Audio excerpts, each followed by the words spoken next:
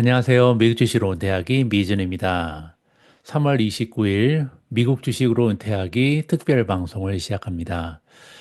오늘도 주말이면 생각나는 남자 김인중 대표님 모셨습니다. 안녕하세요, 대표님. 안녕하세요, 대표님. 반갑습니다. 네. 예, 반갑습니다.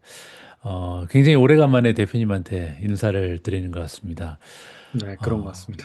그런데 저희가 저번에 녹화 방송 시작했을 때도 미국 증시가 조정을 받고 있었는데 아직도 그 조정이 잘 끝나질 않네요. 네, 상당히 그런 것 같습니다. 네. 오랫동안 굉장히 증시가 많이 흔들리고 있는데요. 오늘 우리가 그 미국 주식 초등학교 프로그램을 진행할 예정인데 지난 방송에 이어서 그러면 이렇게 좀 변동성이 극심한 장세에 우리가 좀 피해야 되는 좀 위험성이 커다란 종목을 발굴하는 그런 순서를 계속해서 진행해 주실 예정입니다. 그에 앞서서요, 제가 한 가지 업데이트 소식을 좀 김인중 대표님께 부탁드리고 싶은데요. 우리가 보통 이제 초이스 스탁하고 시킹 알파를 많이 비교를 하는데 아무래도 이제 미준 그 패밀리 분들께서는 시킹 알파를 많이 이용하시기 때문에 시킹 알파에는 있는 기능인데 이제 초이스 스탁이 없으면 대표님한테 이제 많이 요청을 하시는 것 같더라고요. 그 중에 대표적인 것 중에 하나가 이제 예를 들어서 저 같은 경우는 미존 탑픽이 있고요. 또 탑픽에는 들어가지 못하지만 개인적으로 이제 관심을 가지고 계속 따라가는 관심 종목이 있습니다. 그래서 두 개 포트폴리오를 따로 구성해 놓고 이제 각각 어떤 종목들이 어떻게 변화하고 있는지를 이제 모니터링하는 경우가 있거든요. 근데 이번에 초이스탁에도 비슷한 기능이 등장을 했다 그래서 좀 관심이 갑니다. 새로 추가된 이 기능에 대해서 좀 설명을 잠깐 부탁드립니다. 네. 사실 이제 미준 구독자님들이 요청하셔서 만들게 된 서비스고요. 저희 쪽 채널톡이나 이런 데 통해서 뭐 꽤 많은 분들이 이제 요청해 주셨던 기능 중에 하나세요. 그래서 저희가 이제 관심 종목들이 있고 매매 신호가 한눈에 보여서 좋긴 한데 관심 종목이 자꾸 늘어나다 보니까 내가 보유하고 있는 종목과 좀 후보군으로 남겨둘 종목과 어디서 듣긴 들었는데 나중에 검토해 볼 종목들이 막 섞여 있다 보니까 이런 것들 좀 나눠서 보면 좋겠다라는 니즈들이 계속 접수가 돼서 그 부분들에 대한 이제 개발 일정들을 잡고 저희가 한 3주 정도 작업을 해서 최종 반영이 되었습니다. 그래서 그 부분 화면을 어떻게 쓰시면 좋은지 간단하게 설명을 드리고 오늘 초등학교를 좀 시작하도록 하겠습니다. 예, 화면이 고맙습니다. 보이시나요? 예, 예, 잘 보입니다. 아, 네네. 여기 보시면 이제 관심 종목이라는 부분이 이제 여기 영역에 있는데, 여기 이제 뭐 저는 이제 S&P 500을 한 번에 다 집어넣어 놓고 뭐 이렇게 쭉 하고 있기 때문에 뭐 예, 전 엄청나게 많은 기업들이 있지만 여기도 보면 관심 종목 기능 업그레이드라고 해서 이제 위에 상단에 배너가 이렇게 떠 있는데, 요걸 눌러 보시면 어떻게 하시면 되는지 카드 뉴스로 저희가 이렇게 정리해 드렸어요. 그래서 제가 예, 방송을 보고 잘 이해가 안 된다 그러면 위에 상단 메뉴 누르셔서 아, 이렇게 관심 그룹을 만들 수도 있고, 이름을 수정할 수도 있고, 삭제할 수도 있구나. 이렇게 일단은 좀 보시면 좋겠고, 실제 화면에서는 여기 이제 저희가 관심 종목에 들어가시면 저는 이렇게 그룹을 하나 더 만들어 봤습니다. 그래서, 미지훈 탑픽. 그래서 대표님이 탑픽을 꼽는 것도 저도 한번 쳐봐야지라고 하고 이제 해서 이제 그룹만 만들어 놓고 아직 등록을 뭐 하지는 않았습니다. 그래서 이 부분을 어떻게 등록하면 되는지를 좀 말씀을 드리려고 합니다. 예, 예를 들어서 이제, 뭐, 만약에 엔비디아라고 하는 종목을 제가 이제 관심 종목을 넣겠다. 그럼 눌러보면 지금은 이미 제가 여기 상단에 하트로 이렇게 있다는 거는 이미 제가 관심 종목으로 이미 지정을 해놓은 적이 있다는 얘기가 되는 거거든요. 그렇죠. 근데 요 종목 자체도 저희가 뭐 만약에 또 한 번 더 하고 싶다면 어쨌든 기능은 요 하트를 한 번 더 누르는 겁니다. 그럼 이렇게 팝업창이 떠서 초이스 스탁에만 일단은 지금 체크가 돼 있다는 거거든요. 그럼 나는 요거는 미준 탑픽에도 넣고 싶어 라고 같이 체크하시면 확인을 누르면 얘가 이제 미준 탑픽에도 이제 같이 들어가는 케이스가 되고 음, 내가 어떤 종목을 눌러서 이 하트를 누를 때 이제 그룹별로 내가 한 개만 넣을지 뭐 세 개 넣을지 다 넣을지 이런 것들을 지정해서 넣으실 수가 있습니다. 그래서 그렇게 관리하시면 되고요. 그 다음에 내가 만약에 이제 요 누르셨는데 나는 그룹을 하나 더 추가하고 싶다. 그럼 여기에 이제 그룹명을 추가해서 저는 네, 줍줍할 주식으로 하나 해놓겠습니다. 그래서 언젠가 저희가 시장에 줍줍해야 되는 시기가 올 거라고 생각합니다. 그러니까 저희는 저희 마켓 스코어가 35점일 때 정말 사자고 용기 있게 저희가 말씀드릴 건데, 예. 지금 그 점수가 오기만을 지금 기다리면서 저희 요즘 왜 이렇게 추천을 안 하세요라고 하는 분들도 있는데, 저희가 지금 한 달째 추천을 안 하고 있거든요. 아, 그냥 그래요? 지금은 안 사고 있는 게 좋겠다라고 하는 게 저희 의견이고, 그 점수가 오면 줍줍할 주식들을 지금 하나하나씩 저희가 점검해서 저희 유튜브 채널에서 미탐 TV 통해서 하나하나씩 지금 소개를 해드리고 있거든요. 저는 이제 줍줍할 주식으로 해놓고, 여기 보면 이제 분류가 하나 생겼죠. 줍줍할 예. 주식이라고 하면 일단 확인을 하고, 저는 이제 뭐 지난번에도 말씀드렸지만 그때 한번 소개해드린 기업들 중에 듀오링고 이 기업 참 좋아하는데요. 예. 네. 저희 아들도 최근에 쉬는 시간에 스페인어를 하루에 5분씩 공부해 보겠다면서 이걸 까봤는데 아, 생각보다 오래 재밌게 하더라고요. 그래서 그래요. 예. 역시 트래픽 이렇게 뭔가 끄는 소구점 분명히 있구나 이런 생각이 들더라고요. 그래서 저는 그러면 하트를 눌러서 여기에 난 줍줍할 주식에도 분류를 넣어서 추가하면 이제 요 분류가 들어가고 요 관심에 들어가면 요게 이렇게 그룹핑된 이게 화면이 나옵니다. 그럼 저는 이제 줍줍할 주식을 누르면 여기에 듀오링고 하나만 나와 있고 얘는 아직 관망입니다. 이렇게 이제 알려주는 거죠. 그래서 그룹핑해서 모바일에서 보실 수 있도록 저희가 이제 PC 화면에서는 뭐 저희가 나중에 PC 화면도 개발을 해서 한국 주식, 미국 주식 같이 볼 수 있도록 해드릴 건데 예. 그때는 이거보다 조금은 다양한 지표까지 보실 수 있도록 해드릴 거고 모바일에선 거기까지 다 때려 넣기에는 너무 복잡하니까 일단 매매 신호와 관심 종목을 그리핑하고 빼고 하는 이런 형태의 기능들을 할 수 있고요. 여기서 이제 정렬이라든지 저기 요 안에서 이제 종목별로 위아래로 정렬할 수 있는 기능들이 있고요. 정렬을 예. 누르시면 내가 막 한 50개를 해놨는데 얘를 좀 위에 놓은 게 좋겠는데 그러면 이제 이렇게 당겨서 쭉 올려면 이제 음. 변동할 수가 있고 그룹 관리에 들어가시면 요 그룹명을 나는 미준 탑픽이 아니라 미준 뭐 탑 10으로 바꾸고 싶어. 그럼 여기다 이제 음. 이게 바꾸시면 됩니다. 이렇게 탑10이라고. 그러면 이제 그룹 이름을 바꿀 수도 있고, 또는 여기서 그냥 난 삭제하고 싶다. 그럼 눌러서 여기 마이너스 빼기 버튼이 있거든요. 예. 그래서 여기를 이제 누르시면 모두 삭제하게 됩니다라고 다시 한번 확인 메시지를 띄우면 싹 다 날아갑니다. 그 안에 그룹에 있었던 거는. 다른 그룹에 있는 건 유지가 됩니다. 그래서 그렇게 활용하시면 여러분들이 좀 관심 종목들을 이렇게 그룹핑해서 매매 신호를 보실 수 있도록 기능이 붙었으니까 꼭 한번 해보시면 좋겠고요. 지난번에도 말씀드렸죠. 안드로이드 앱은 다 이제 푸시들이 잘 전달이 되고 기 때문에 안드로이드 앱을 받으시고 지금 아이폰 앱도 저희가 지금 심사에 들어가 있는 상태라서 아마 예. 4월 말 정도까지는 최종 버전을 소개해 드릴 수 있을 것 같다는 생각이 듭니다. 아이, 좋습니다. 이번에도 굉장히 유용한 기능이 추가된 것 같아서 저도 당장 사용을 해봐야겠습니다. 지금 아까 제가 시그널바도 잠깐 말씀드렸는데 미존 타핑 말고 저는 그 소프트웨어 종목만 모아놓은 폴더도 있고요. 그룹이 있고 그리고 하드웨어만 모아놓은 것도 있고 그리고 이제 관심 종목이라는 게 따로 있거든요. 그래서 관심 종목에서 업그레이드해서 이제 타픽으로 들어가는 경우가 굉장히 많습니다. 네. 그래서 이 기능을 이용하면 유용하게 활용이 가능할 것 같습니다. 네. 이제 오늘 준비된 미국 주식 초등학교 레슨으로 넘어갈 차례인데요. 지금 현재 가장 중요한 주제가 될 것 같습니다. 왜냐하면 아무래도 미국 주식의 조정이라는 게 이제 당하고 있는 사람 입장에서는 투자자 입장에서는 굉장히 천천히 가는 것 같은데 사실상 계산해 보면요. 지금 조정 나온 지 한 달 조금 넘었거든요. 네. 그래서 굉장히 지루하고 또 이제는 끝나지 않을까 이렇게 좀 기대감을 가지고 있지만 사실 이 조정이 언제 마무리될지도 모르고요. 또 하나 중요한 거는 지금 10% 떨어졌지만 사실 S&P 500 기준으로 이게 15%까지 떨어질지 아니면 20%까지 떨어지면서 베어마켓으로 갈지 그 누구도 사실 알 수가 없는 거거든요.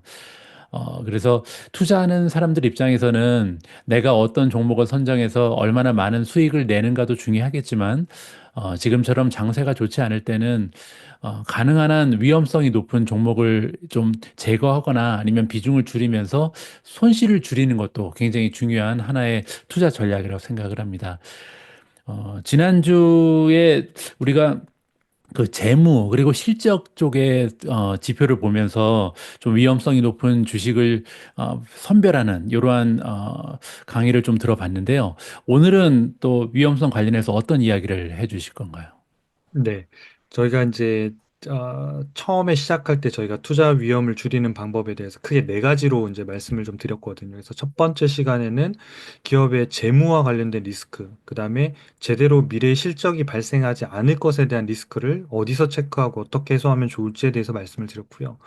오늘은 이제 굉장히 폭넓게 사용할 수 있는 그리고 초기 성장주를 발굴할 때도 유용하지만 부실 기업들을 걸러내는 데도 굉장히 유용한 현금 흐름에서 체크하는 그러니까 현금 흐름에서 부실 기업들을 좀 체크해서 리스크를 줄이는 방법에 대해서 요거 말씀을 드리겠습니다. 그리고 다음 시간에는 이제 밸류에이션 그러니까 너무 고평가됐기 때문에 좀 리스크가 발생하는 기업들. 그다음에 시장이 그냥 뭐 우리 종목은 괜찮은데 시장 자체가 그냥 조정을 받아서 나도 덩달아 떨어질 수밖에 없는 리스크를 어떻게 조금 줄일 수 있을지 이렇게 해서 네 가지로 총 말씀을 드리는데 오늘은 예. 현금 흐름에 좀 집중해서 말씀을 드리도록 하겠습니다.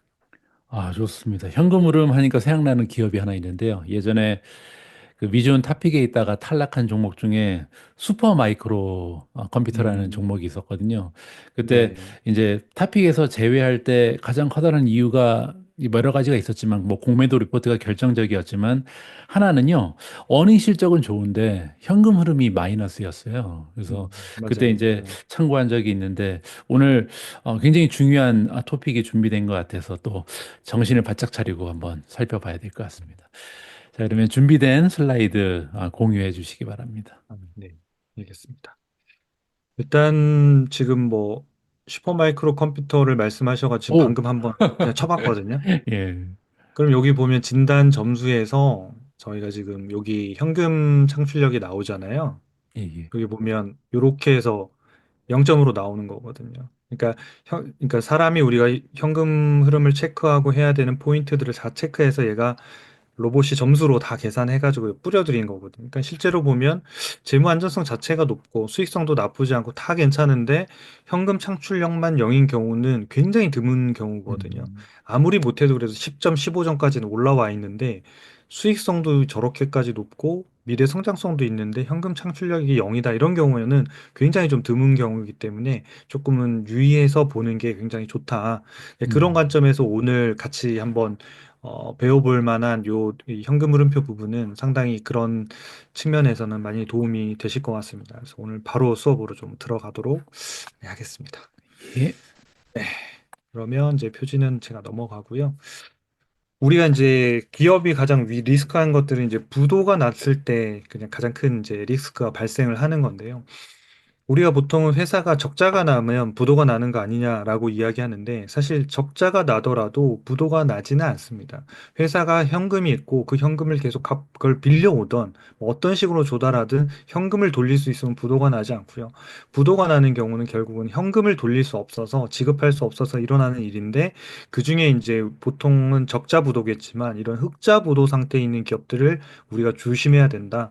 그 흑자는 나서 우리가 안전하다라고 보고 손익계산서만 보고 있지만 이런 기업들도 굉장히 리스크한 기업들이 있을 수 있다. 그거는 현금 흐름표에서 좀 체크해야 된다라는 것을 먼저 화두로 좀 말씀을 드리고 싶고요. 예, 이제 본격적으로 들어가서 이 현금 흐름표 그러면 우리 초등학교 들으시는 분들이 굉장히 어려워하는 주제 중에 하나일 거예요. 그러니까 수업 중에서도 아마 제일 이해하기 힘든 저도 재무제표 처음에 공부할 때 가장 이해하기 어렵고 용어도 어렵고 뭐 단어도 길고 계정도 힘들고 뭐 이랬던 거거든요. 근데 핵심만 투자자는 알면 되거든요. 우리가 무슨 뭐 어떤 회계 전문가가 돼서 이런 걸 볼 건 아니기 때문에 어떤 부분들을 중점으로 봐야 되는지 요 부분만 좀 보시면 좋을 것 같습니다. 그래서 일단은 제가 요 화면을 설명하기 전에 제가 말씀드리는 내용에 조금 집중을 하시면 좋겠는데 뭐냐면 이 우리가 기업의 현금 흐름도 있지만 가정에도 우리가 현금 흐름이 굉장히 중요하거든요. 그래서 우리가 개인적으로 여러분들이 일반적으로 직장인이다 생각하고 월급을 받는 사람이라고 생각했을 때 그러니까 개인이 어떤 현금 흐름이 생기는지를 한번 생각해 보시면 제일 중요한 현금 흐름이 바로 급여거든요. 내가 노동을 제공하고 거기에 맞는 대가를 받는 것. 이게 내가 기본적인 가장 중요한 활동들을 통해서 벌어들이는 현금. 요 현금이 가장 기본적인 현금이고 요거를 기업 입장에서는 영업 활동 현금 흐름이라고 이야기하거든요. 그래서 요 부분을 일단 기억해 주시면 좋겠고 두 번째는 개인이 또 어떤 현금 흐름을 가질 수 있냐면 내가 어떤 적금을 들어놨어요.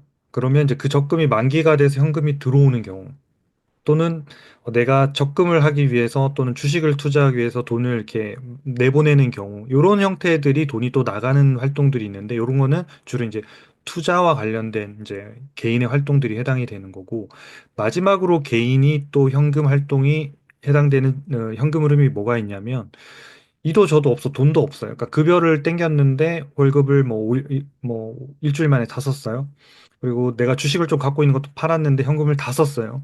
그런데도 현금이 모자라요. 그럼 이건 이제 빌려와야 되는 거거든요.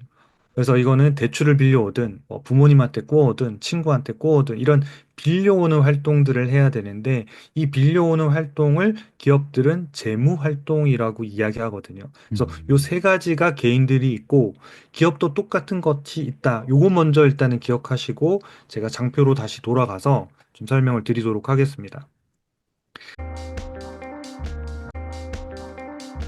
그러면 이제 이 화면에서 보시면 이제 제가 이 가정에서 우리가 개인들 같은 경우에는 이렇게 급여나 요런 이제 사업을 하시는 분들은 사업 소득이 일어나는데 요런 것들이 기업 입장에서는 아주 근본적인 그러니까 물건을 만들어서 팔아서 현금이 생기는 것 요거를 우리가 영업 활동에서 돈이 현금이 들어왔다라고 해서 영업 활동 현금 흐름이라고 해요. 음. 그리고 이제 한국 이름으로는 되게 또 길거든요. 그러니까 영업 활동으로부터 인한 현금의 유출입 이렇게 이제 굉장히 길게 쓰는데 그러면 이제 그 재무 계정을 읽다가 이제 난 이제 이거 현금 흐름표 못 보겠다 이렇게 생각하는데 그냥 줄여서 그냥 영업 현금 이렇게 이해하셔도 돼요. 본업과 관련된 현금이 들어오고 나가는 것을 이제 영업 활동 현금 흐름이라고 하는구나. 개인들 입장에서는 급여구나. 사업을 하시는 분들은 사업 소득이 딱 이렇게 생각하시면 돼요. 그리고 영어로는 이렇게 캐시 플로우 프롬 오퍼레이팅 어 액티비티라고 하거든요. 그러니까 이제 여기 오퍼레이팅이라는 게 결국은 이제 기본적인 회사를 운영하면서 운영하는 활동에서 벌어들인 현금이기 때문에 회사가 물건을 만들고 서비스를 만들고 팔고 뭐 거기에서 이익이 들어오고 그래서 현금이 남는 활동 이게 가장 중요한 활동입니다. 그래서 영업 활동 현금 흐름이라고 하는 거고요. 그다음에 개인이 저축하고 투자하는 거 이런 건 뭐냐면 기업 입장에서 보면 성장을 하기 위해서는 서비스업들도 요즘은 서버들 이런 것들 뭐 엔비디아 서버들도 만들고 칩도 사고 막 이렇게 해야 되잖아요. 구글 같은 경우에도 제조업이지만 아니 저기 서비스업이지만 원래는 이런 뭐 공장이나 이런 것들보다는 막 이렇게 서버나 이런 것들 막 구매하게 되잖아요. 이런 것들 음. 투자 활동을 하게 되는 거거든요. 그렇죠. 그래서 이런 것들을 현금 흐름표상에서는 투자 활동으로부터 인한 현금 흐름, 유출입 이렇게 쓰는데 그냥 음. 줄여서 그냥 투자 활동 현금 흐름이 있다라고 생각하시면 돼요. 그걸 영어로는 이렇게 뒤에는 똑같고 investing activity라고 이렇게 표현하고 있습니다. 마지막 세 번째, 이게 둘 다 현금 흐름이 아닌데 뭔가 돈이 들어오고 나갔을 때, 그래서 제가 아까 은행에서 빌리거나 친구한테 빌리거나 돈한 부모님한테 빌리거나 또는 갚을 수도 있죠. 갚거나 이런 모든 활동들을 하듯이 기업들도 역시 마찬가지 은행이나 주주들한테 돈을 빌릴 수가 있어요. 음. 은행한테 돈을 빌리면 이제 부채 계정의 차입금이라고 하는 항목에 쓰이는 거고요. 음. 주주한테 빌리면 요걸 증자라고 하는 거거든요. 음. 그러니까 은행에 빌리면 부채로 들어가는 거고 주주한테 빌리면 자본금으로 들어가는데 어쨌든 요건 차입이고 요런 것들을 다 재무 활동, 파이낸스 활동, 파이낸싱 활동이라고 하거든요. 그래서 기업의 현금 흐름표에서는 이 세 가지 활동만 있다. 딱 요것만 기억하시면 됩니다. 음. 그리고 맨 뒤에 말씀드린 잉여 현금 흐름이라는 것 또는 뭐 프리캐시 플로 또는 자유 현금 흐름이라는 것도 어려운 개념은 아닌데 요 개념만 알고 있으면 그 뒤에 거는 그냥 간단하게 끝나는 문제이기 때문에 일단 요 현금 흐름표 요 세 가지는 기억하십시오. 제가 그동안 초등학교 하면서 숙제를 안 내드렸는데 이번에 숙제가 있습니다. 현금 흐름표에는 영업활동, 투자활동, 재무활동이 있다. 이거는 외우셔야 돼요. 자, 현금 흐름표에는 뭐 어떤 활동에 현금 흐름이 있나요? 근데 뭐 영업 이익이요 이렇게 얘기하시면 안 되고 영업 활동 현금 흐름, 투자 활동 현금 흐름, 재무 활동 현금 흐름이 있다. 요게 반드시 현금 흐름표를 보실 때 첫 번째 출발할 때 반드시 알아두셔야 되는 것. 그다음에 두 번째 요 두 가지만 기억하시면 현금 흐름표 해석이 90% 끝납니다. 자, 첫 번째는 일단 요 세 가지가 있고 이게 어떤 의미라는 건 일단 해석이 되셨을 거고요. 두 번째는 뭐냐면 현금 흐름표에는 구호가 되게 중요해요. 그러니까 플러스냐 마이너스냐. 음. 우리가 뭐 뭐 일반 재무상태표에는 거의 뭐 마이너스가 잘 존재하진 않지만 현금 흐름표에는 플러스냐 마이너스가 되게 중요한데 우리가 이익은 플러스가 제일 무조건 좋잖아요. 흑자는 플러스고 음, 적자는 마이너스지만 현금 흐름표에서는 플러스가 좋은 때도 있고 마이너스가 좋은 때도 있어요. 그래서 그걸 구분하는 법을 이제 기억해야 돼요. 자, 이거 벌써 머리가 아프다라고 생각하실 수 있겠지만 제가 그래도 쉽게 말씀을 드릴게요. 어렵지 않을 거예요. 자, 현금 흐름표 두 번째에서 꼭 기억해 주셔야 되는 건 뭐냐면 현금의 아까 유입과 유출, 그걸 이제 현금 흐름이 이제 뭐 유입과 유출된다라고 보는 건데 그거가 현금이 들어올 때를 플러스로 기억한다, 들어온다라고 기억하세요.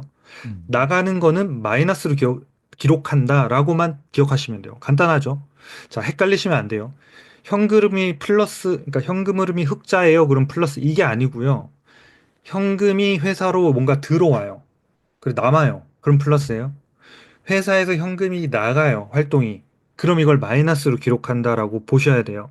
우리가 손익계산서에는 흑자면 플러스, 적자면 마이너스 이렇게 기록하는 개념하고 다른 개념입니다. 그래서 현금 흐름표에서 일단 들어오면 플러스, 나가면 마이너스다. 요거까지 기억하시면 현금 음, 흐름표의 90%는 이해가 끝나셨어요. 그럼 제가 이제 질문을 할게요.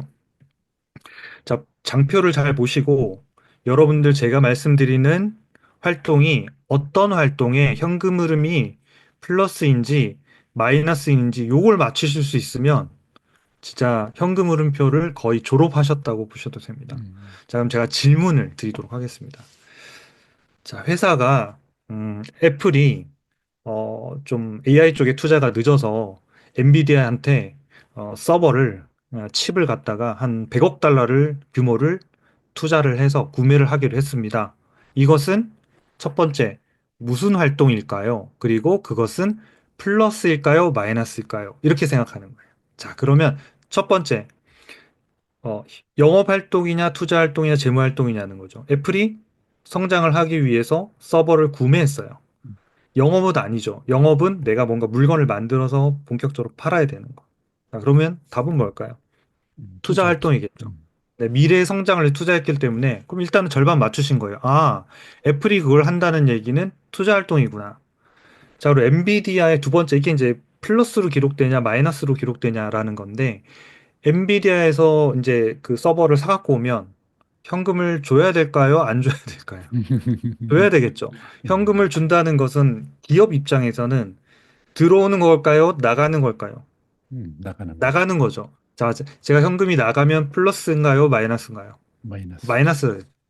자, 그럼 끝났잖아요. 이 활동을 애플의 재무제표는 뭐라고 기록하냐면, 네.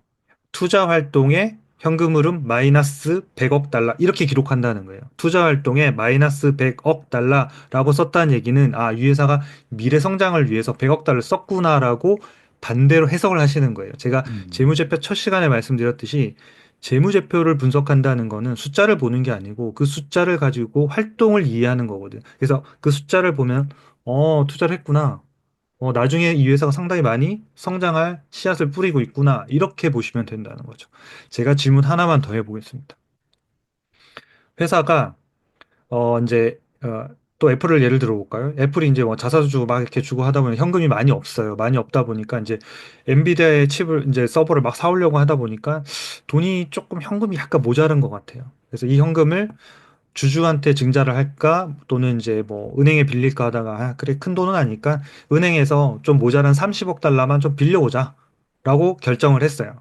음, 그러면 이거는 무슨 활동의 부호가 무엇냐는 거죠. 음. 자, 제가 5초 시간 드리겠습니다. 한번 풀어보십시오. 그러면 우리 듣고 계시는 시청자분께서는 맞추실 수 있겠죠. 자, 돈을 빌리고 갚는 이런 부분들은 차입에 해당이 되는 거잖아요. 그러니까 재무 활동이고요. 그 다음에 돈을 빌리는 거 행위 자체는 뭔가 안 좋은 것 같잖아요, 느낌이. 그쵸? 음, 근데 돈을 빌리니까 돈이 들어오나요, 나가나요? 돈이 들어오죠. 회사로 들어오는 거예요. 회사로 돈이 들어오면 제가 플러스라고 말씀드렸어요. 그러니까 이거를 헷갈리지 않게 생각해내는 게 현금 흐름표의 90%다.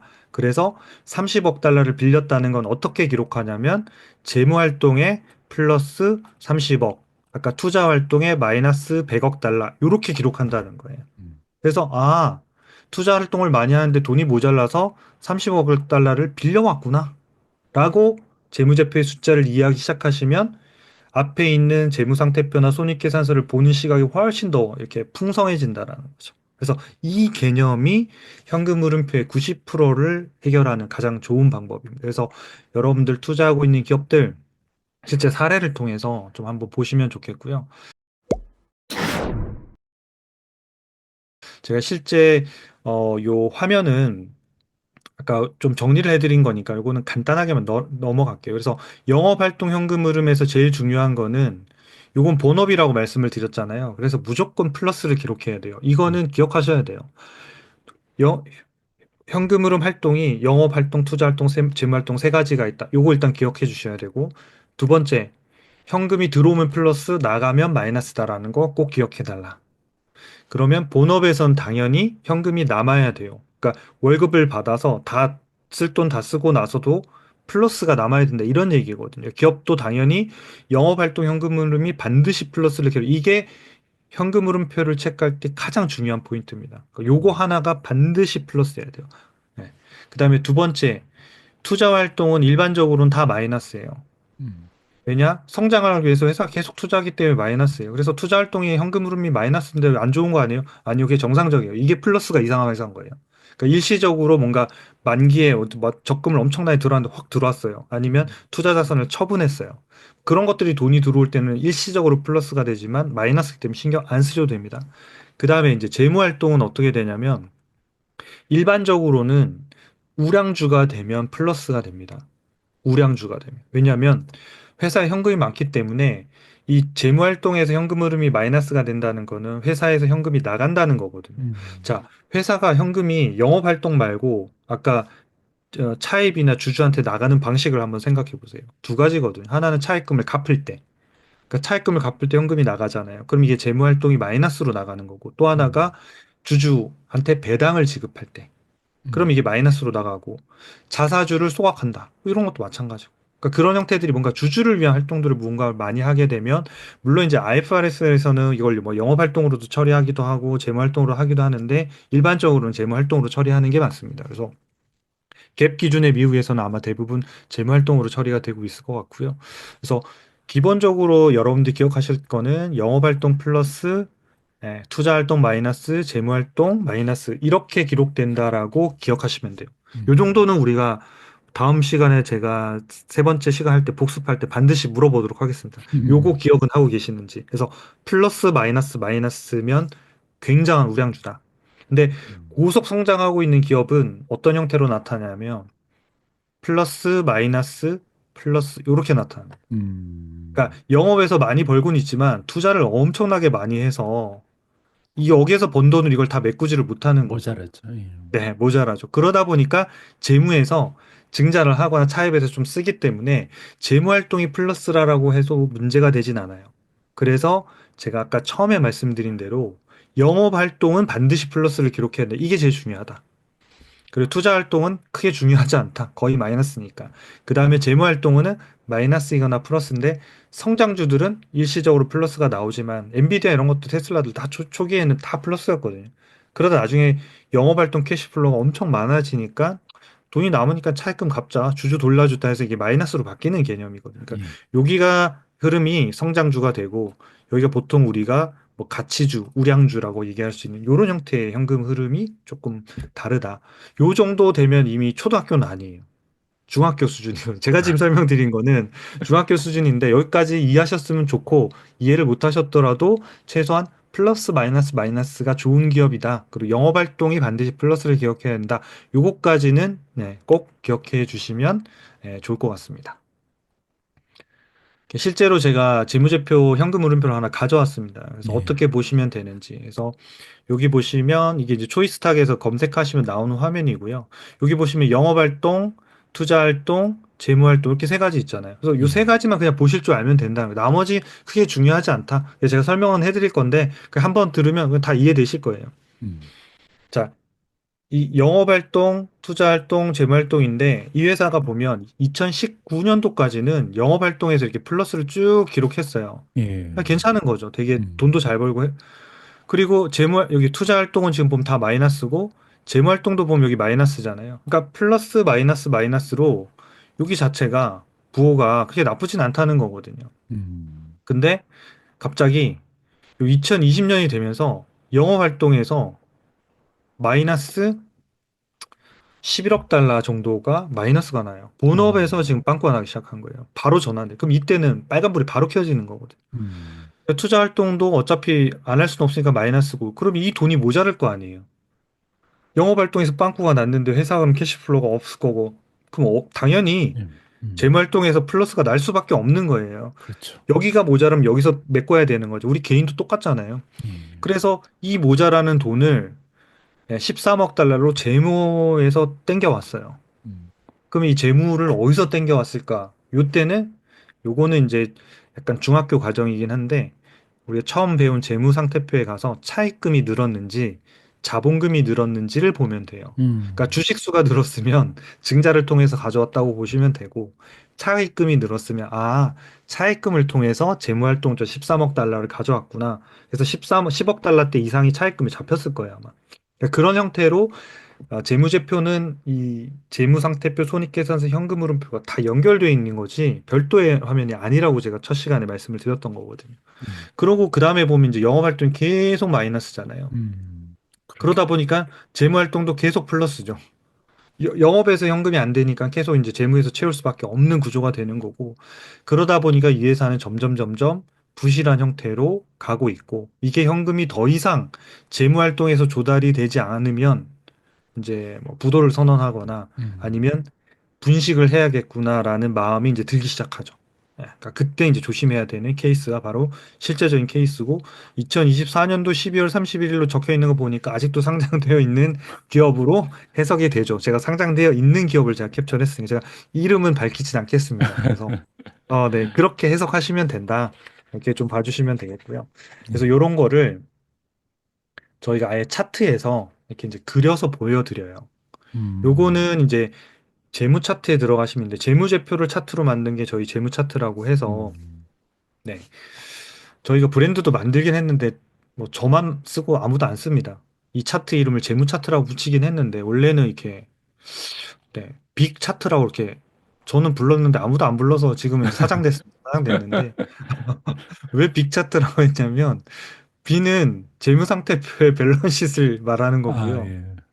I는 인컴 스테이트먼트의 손익계산서를 말하는 거고, 음. C는 캐시플로우의 캐시플로우. 스테이트먼트 C를 해서 전 나름대로 잘 지었다 생각해서 빅차트로 하자 그랬는데 그냥 아무도 안 쓰더라고요. 그래서 그냥 재무 차트로 하자라고 해서 재무 차트로 쓰고 있습니다만은 어쨌든 이 재무 차트라고 하는 게 요 세 가지를 저희가 시계열로 이렇게 보여드리는 서비스를 제공하고 있다는 겁니다. 그래서 여기서 보면 이 0을 기준으로 보는 방법이 요 위에가 현금 흐름이 플러스라고 생각하시면 돼요. 제가 아까 음. 부호가 되게 중요하다 말씀을 드렸잖아요. 예. 그 다음에 이 0을 기준으로 요 밑에가 마이너스인 거예요. 그럼 요 앞에 숫자가 보면 마이너스 2000 있잖아요. 여기는 플러스 2000이고. 그래서 요 기준으로 영업활동이라고 하는 요 지금 영업활동 회색이 플러스 요 위에 있어야 되는 거예요. 그렇죠. 그리고 재무활동은 이 0 아래에 있어야 되는 거예요. 근데 아까 그 기업 같은 경우에 보면 이때가 마이너스로 전환해서 크로스가 된 상태에서 아직은 계속 마이너스를 유지하고 있는 거죠. 반대로 재무활동은 이때 크로스가 돼서 플러스가 돼서 계속 재무활동으로 회사의 부족한 캐시를 계속 메우면서 회사가 연명하게 가고 있는 이런 상태라고 음. 볼 수가 있는 거죠. 예. 그렇기 때문에 이 현금 흐름표 차트를 보시더라도 되게 유용하게 여러분들이 판단하실 수 있고 그 시계열의 변화를 판단하실 수 있고 나는 이게 좀 어려워요. 그러면 아까 맨 처음에 제가 슈퍼마이크로 컴퓨터 종목 진단 딱 보여드렸잖아요. 그 예. 현금 흐름표 0으로 나타나는 기업들이 이런 형태의 유형들이 나타나거든요. 그래서 0이 나타나거나 10점이면 뭔가 조심해야 되겠구나. 라고 일단은 이해하시면 돼요. 그러니까 우리가 초등학생은 요 정도까지 보시면 좋을 것 같고, 나는 아직 그 초딩은 아닌 것 같고, 약간 한 1, 2학년, 5, 6학년이 아니라 한 1, 2학년이다 그러면 그 연금 창출력 점수를 좀 활용하셔가지고 음. 그걸 가지고라도 최소한 리스크를 조금 해지하는 그런 걸 하시면 좀 많이 도움이 되실 것 같습니다. 그 제가 드리고 싶은 말씀이 이 장기 투자만은 답은 아니다. 이런 기업에 장기 투자하면 근데 이 기업도 지금 아직은 살아 있습니다. 아직은 살아 있는데 지금은 이제 예를 들어서 3달러니까 나 이제 3달러니까 사볼까? 너무 싼데? 너무 싸서 좋은데 하지만 네. 3달러에서 1달러가 되면 그것도 네, 엄청나게 많이 떨어지는 거거든요. 그렇죠. 여기 보면 과거의 주가가 네, 여기 20일 이평선이나 60일, 120일선이 이게 거의 170달러였다는 거는 일반 주가 현재가는 200달러로 넘어갔던 주식이라는 얘기거든요. 그렇죠. 그러니까 그런 주식이 지금 3, 4달러 하고 있다는 얘기예요. 그럼 이 기간 동안 아까 앞에 현금 흐름표가 이미 망가졌잖아요. 예. 현금 흐름표가 다 망가졌으면 그때쯤이면 아차. 아까 그 보여드렸던 화면이 2020년도부터 이미 망가지기 시작했거든요.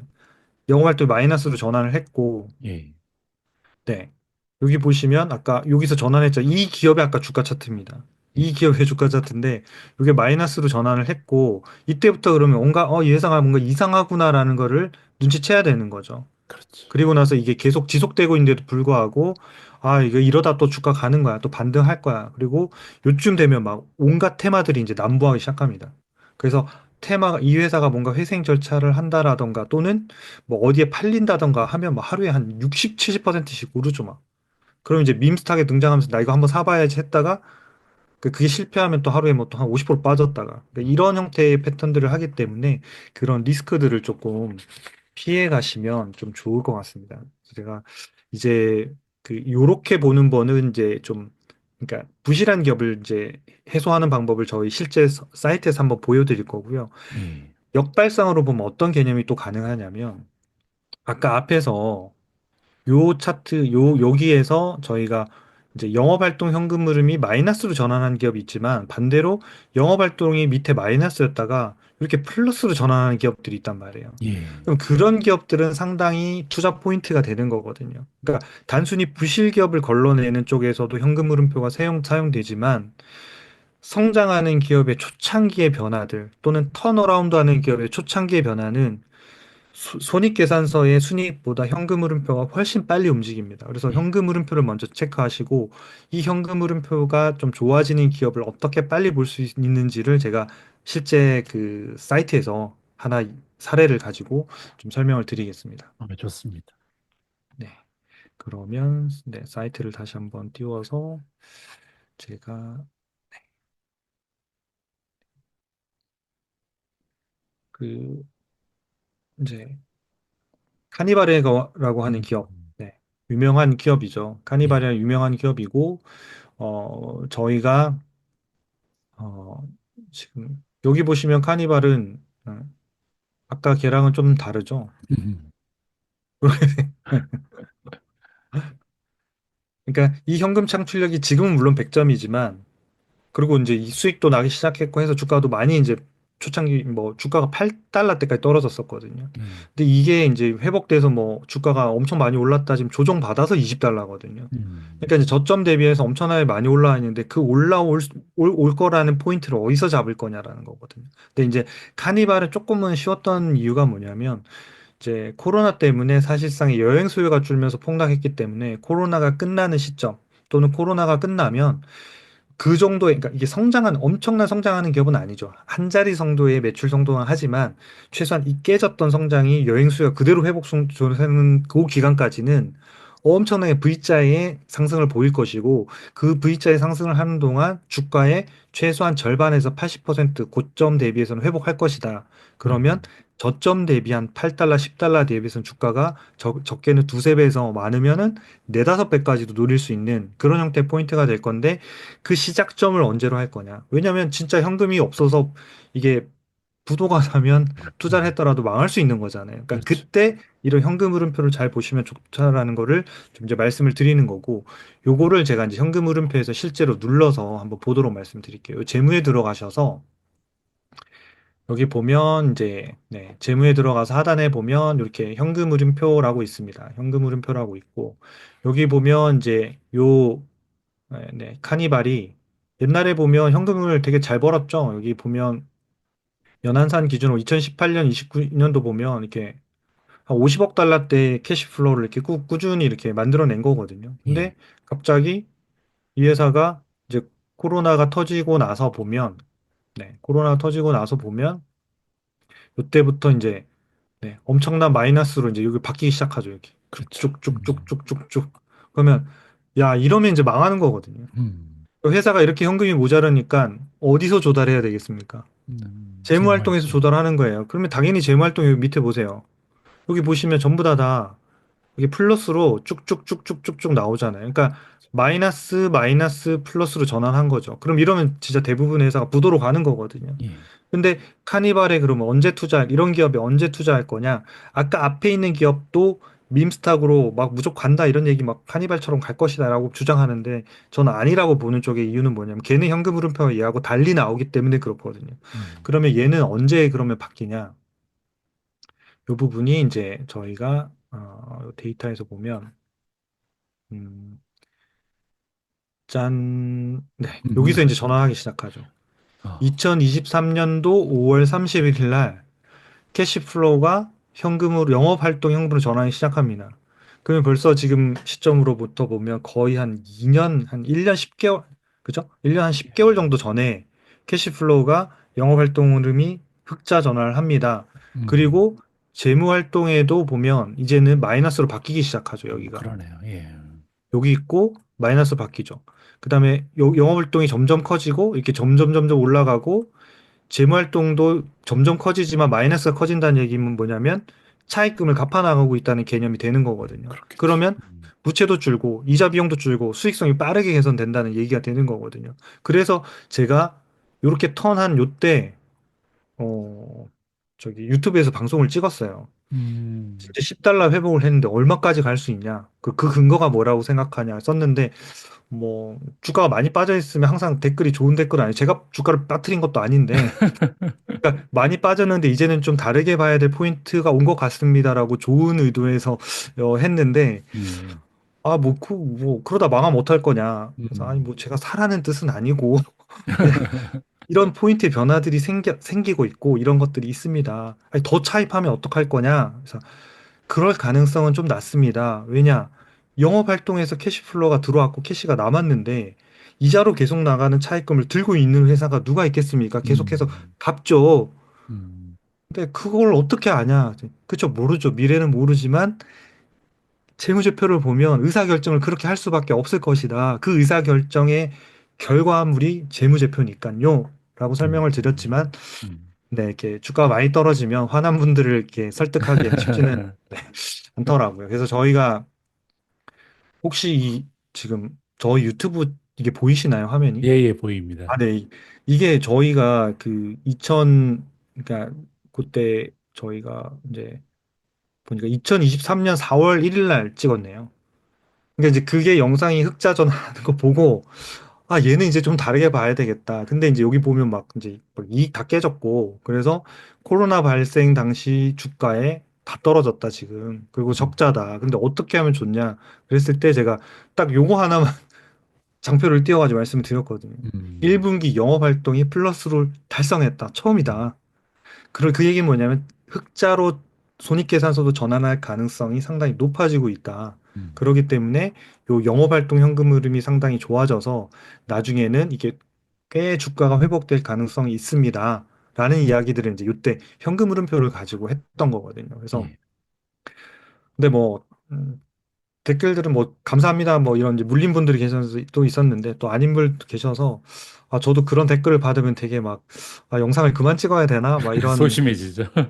그런 고민들이 많이 되게 되는데 음, 지금도 최근에 주가가 많이 종목들이 빠지고 있잖아요. 그래서 저희가 이제 지난주부터 했던 시리즈가 이제 그러니까 낙폭 과대 우량주에 대한 점검들을 이제 시작하기 시작했거든요. 그러다가 음, 이제 제가 이제 그 줍줍에다 넣을 만한 종목들을 리스팅했다가 마켓 스코어가 네, 진짜 이거는 안 살 수 없다라고 하면 이제 그때부터 쭈루룩 많이 넣어야 되는 그러니까 이게 현금 비중을 그러니까 주식 비중을 조절하는 측면에서 요거는 제가 이제 네 번째 시간에 이제 투자 위험 줄이는 방법 중에 시장의 전체적인 비중 조절 관련돼서 좀 그때 말씀을 좀 드릴 건데요. 예. 그래서 그렇게 하면 좀 좋을 것 같습니다. 그래서 요 현금 흐름표를 보시고 차트로는 보면 여기 중간에 재무 차트라고 있습니다. 재무 차트 누르시면 여기 연한산, 분기, 연간 이렇게 돼 있는데 여기 밑에 내려보시면 네. 여기에 또 영업 활동이 적자로 전환했다가 요때 이제 흑자로 전환하잖아요. 이게 예. 연간으로 보면 훨씬 더 느리게 전환하거든요. 그래서 이런 것들을 내가 좀 빨리 보고 싶다 그러면 뭐 분기로 보셔도 좋습니다. 분기가 음. 어차피 누적돼서 연간을 가는 거니까. 그러니까 예. 12분기 전후로 해서 저희가 이제 데이터를 보면 얘 같은 경우에도 2023년도 2월 결산에 이미 흑자 영업 활동이 3억 8천만 달러가 흑자 전환했다는 게 찍히고 제가 이걸 장표로 쓴 거거든요. 그래서 요때 흑자 전환을 했기 때문에 앞으로는 계속 유지가 되고 재무 활동을 깎으면서 전체적으로 패시 플로나 이런 것들이 좋아질 것입니다라고 말씀을 이제 드렸던 거고 그 위에 이제 주가가 빠르게 이제 회복이 됐던 거고요. 아까 이제 다시 재무제표로 돌아가서 하나 보실 거는 그럼 재무상태표에 아까 이제 그 돈을 빌렸다고 하면 네, 이게 연간으로 제가 좀 볼게요. 연간으로 해서 보시면 네, 돈을 빌리고 이게 갚는 부분들이 결국은 여기 차입금 부분 아니면 차입금 아니면 이렇게 자본금 요게 거거든요. 그러니까 주주한테 빌리면 여기가 늘어나는 거고 주식수가 늘어나는 거고 은행에서 빌리면 여기서 늘어나는 거거든요. 예. 그러면 이제 요 부분들이 차입금이 엄청나게 많이 이제 연간 단위로 보면 엄청나게 많이 늘어났죠. 여기서 보면 예. 뭐 이렇게 어마어마하게 이제 늘다가 지금 주는 이런 추세들로 이제 다시 이제 빠지는 거잖아요. 여기서 피크 치고 2년째 이제 주는 거고 음. 요거를 이제 저희가 분기 단위로 데이터를 만약에 보면 훨씬 더 빨리 줄고 있다는 거를 알 수 있을 겁니다. 여기서 보면 36, 35, 32, 31, 32, 30, 30, 28, 28 이게 음. 쭉쭉쭉쭉 줄어드니까 차입금도 주니까 거기에 대한 이자 비용도 줄고 이자 비용이 줄면 영업이익률이 이제 그러니까 순이익률이 올라가고 이런 것들이 개선폭이 빨라진다라는 거죠. 그래서 예. 거기에 맞는 이제 밸류에이션을 받는 수준까지. 근데 성장주는 아니죠. 당연히 뭐 GDP 성장률 플러스 약간의 알파의 매출 성장이 있는 그런 정도의 산업이지만 이런 이제 일시적인 외부 환경에서 깨졌을 때 턴어라운드 할 때는 이런 현금 흐름표의 초기 걸 보시는 게 좋다. 그래서 음. 발굴 성장주 그에서도 제가 말씀을 드렸지만 좀 초기 성장주를 할 때는 그러니까 이익이 안 났다 하더라도 저 현금 흐름표에서 영업활동 현금 흐름이 한 두세 분기 정도 턴에서 가고 있다 그러면 그냥 좀 용기 내서 사셔도 흑자 전환이 거의 확실하다 이렇게 좀 보시면 현금 흐름표를 부실 기업을 회피하는 데 사용할 수도 있지만 성장 기업을 그러니까 이익이 순이익은 안 나지만 그 중에서도 성장주를 좀 빨리 살 수 있는데도 그러니까 활용할 수 있는 그런 아이템이 될 것 같습니다. 그래서 잘 복습하셔서 여러분들이 현금 흐름표를 이번에 마스터를 한번 해보시면 좋을 것 같습니다. 아, 뭐 강의가 끝날 때마다 제가 항상 너무 긍정적인 평가를 해서 이번에도 이번에도 좋은 얘기해도 사람들이 뭐 진심이야 이렇게 믿을 것 같은데 저는 오늘 강의 역대 최고라고 생각합니다. 아이고, 그 고맙습니다.